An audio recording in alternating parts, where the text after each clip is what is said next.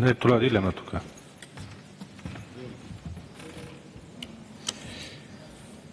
Jaa, suur tänu. Ega ma pikalt ei näe siin mõtet rääkida, sellepärast et eks me ühelt poolt teame, et see eelnõu leiab koalitsiooni häältega toetust ja kedagi me siin ümber ei veena, aga võib üle korrata seda, mida sai öeldud ka esimesel lugemisel, et tegemist on täiesti mõttetu organisatsiooniga, millega liitumine ei anna Eesti Vabariigile reaalselt mitte midagi. Ma mäletan, et esimesel lugemisel ka küsisin eelnõu esitlejalt, mida siis see päriselt Eesti Vabariigile annab, kui me selle organisatsiooniga ühineme. Vastus oligi selline, et ega ta otseselt midagi ei annagi, et ta lihtsalt võimaldab meid kuidagi siis nagu näidata, et me oleme kuidagi samameelsed ja selline üldine pehme mingi kuvandi moment. Et reaalselt pole kasu absoluutselt mitte midagi. Ja mis minule teeb meelehärmi niisuguste asjade puhul on see, et selle asemel, et tegeleda päriselt demokraatliku ühiskonna korralduse aluseks olevate põhimõtete jõustamisega, tegeleme me siin mingisuguste pseudoasjadega, millega loome muljet, et näete, kui oluline demokraatia meile on, me liitume ideaga, eks. Rahvusvahelise demokraatia ja valimisabi instituudiga. Vaatad peale, siis tundub ju küll, et tõesti, näed, et ega me muidu ei liituks, kui me demokraatiat ja oluliseks ei peaks. Aga ometi sellega liitumine ei anna absoluutselt mitte midagi. Ma loen teile ette seaduse seletuskirjast, kuidas on kirjutatud selle seaduse mõjude kohta. Kuulake, tsiteerin. Eestile on välispoliitiliselt oluline olla üleilmselt tuntud kui edumeelne riik, kes toetab demokraatiat ja inimõigusi. Ideas osalemine on hea vahend selle kuvandi edendamiseks, kuna IDEA on rahvusvaheliselt üks tuntumaid ja hinnatumaid demokraatia eest seisjaid. Samameelsus tugevate lääneriikidega suurendab ka Eesti julgeolekut, edendades suhteid ja kinnistades Eestit samameelse partnerina. Tsitaadi lõpp. Täielik iba ju.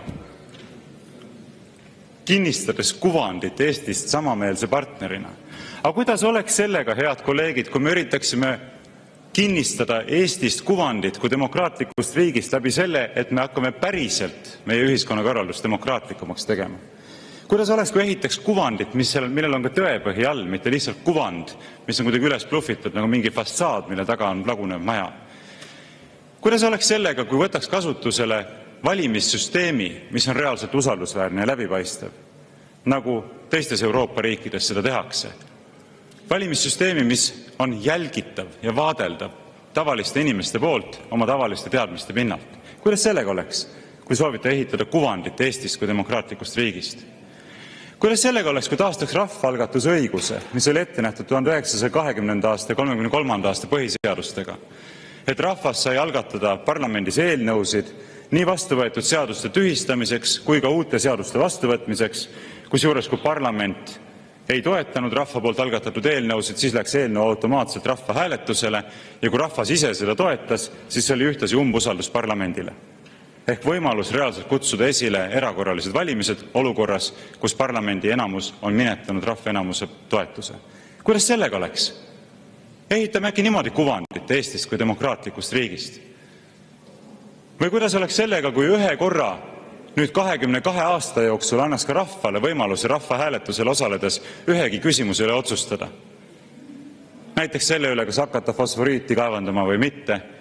Näiteks selle üle, kas rajada suuri sõjaväebaase kusagile või mitte. Kuidas sellega oleks?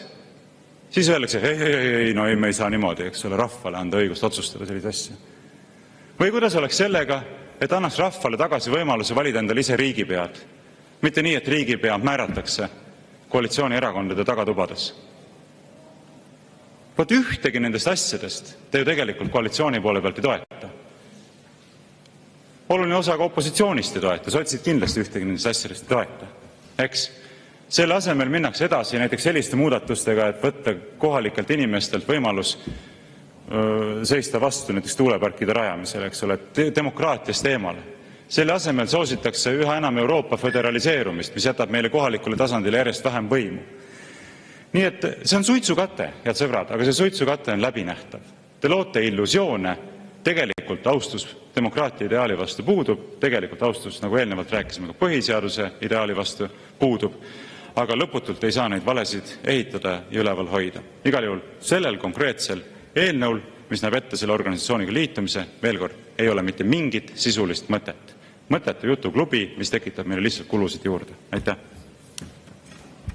Aitäh!